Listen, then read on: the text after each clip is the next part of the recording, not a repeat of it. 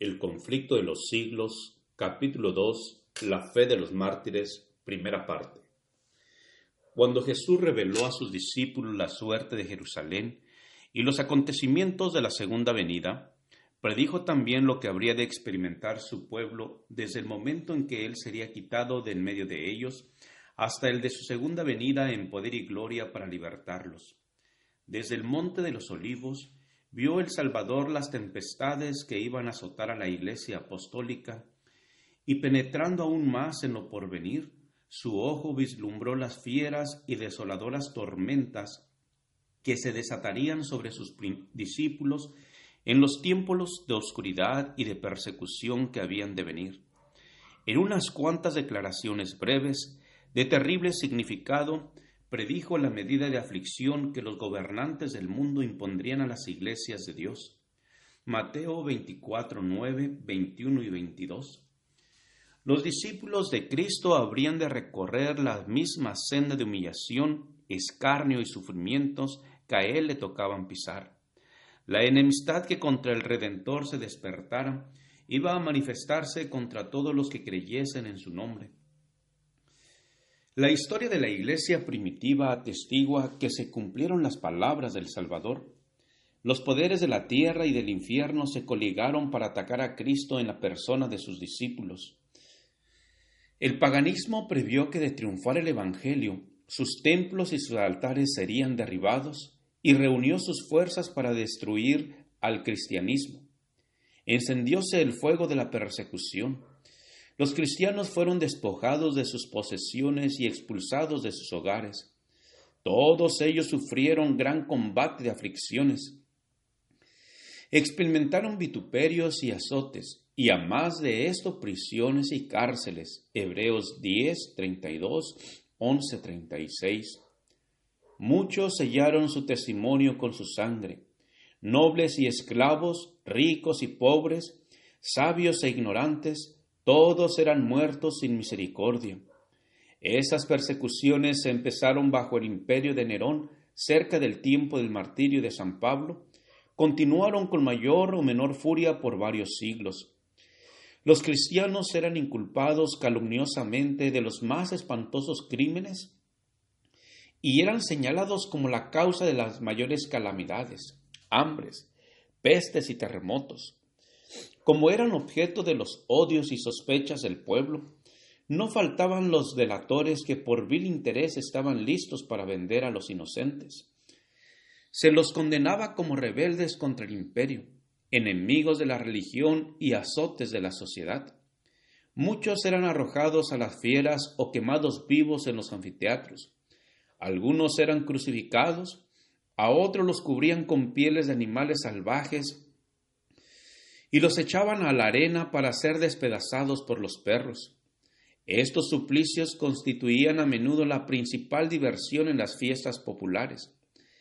Grandes muchedumbres solían reunirse para gozar de semejantes espectáculos y saludaban la agonía de los moribundos con risotadas y aplausos. Dondequiera fueran los discípulos de Cristo en busca de refugio, se les perseguía como animales de rapiña. Se vieron pues obligados a buscar escondite en lugares desolados y solitarios. Anduvieron destituidos, afligidos, maltratados, de los cuales el mundo no era digno, andando descaminados por los desiertos y por las montañas, y en las cuevas y en las cavernas de la tierra. Hebreos 11, 37 y 38. Las catacumbas ofrecieron refugio a millares de cristianos.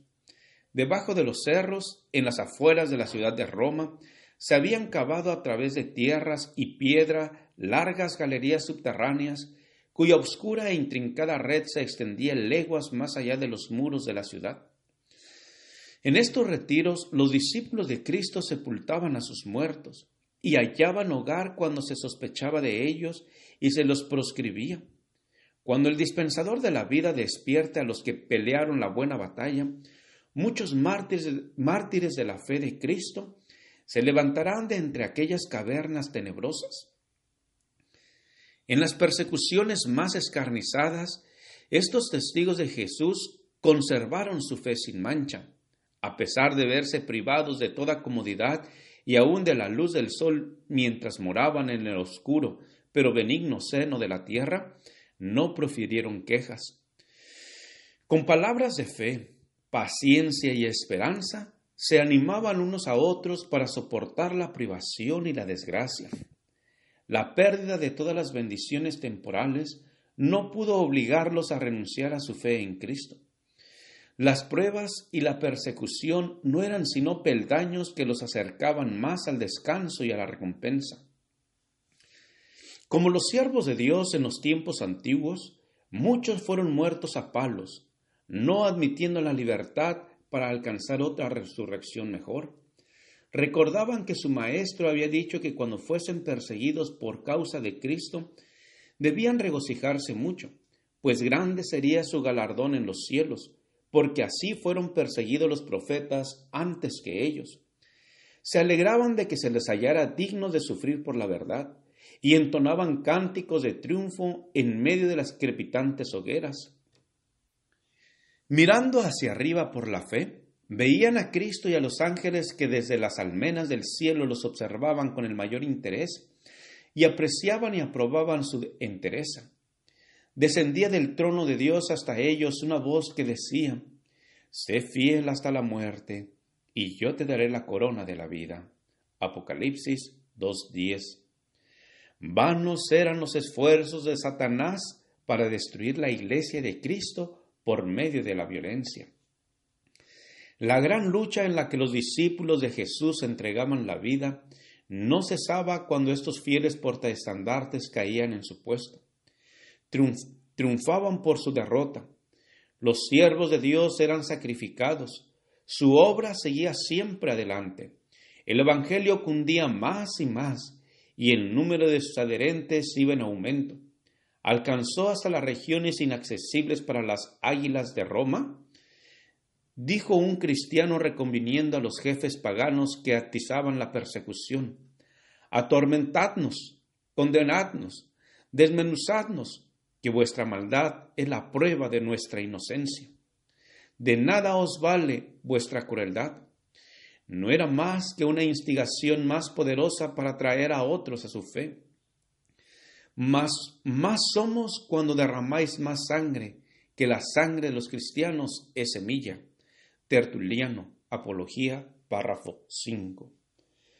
Miles de cristianos eran encarcelados y muertos, pero otros los reemplazaban, y los que sufrían el martirio por su fe quedaban asegurados para Cristo y tenidos por Él como conquistadores.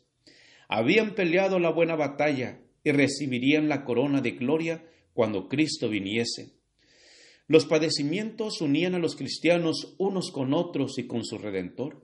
El ejemplo que daba en vida y su testimonio al morir eran una constante atestación de la verdad, y donde menos se esperaba, los súbditos de Satanás abandonaban su servicio y se alistaban bajo el estandarte de Cristo. Gracias por escuchar este audio. Te invito a escuchar la siguiente parte. Jehová te bendiga y te guarde. Con aprecio, Pastor Juan Manuel Flores Espinosa.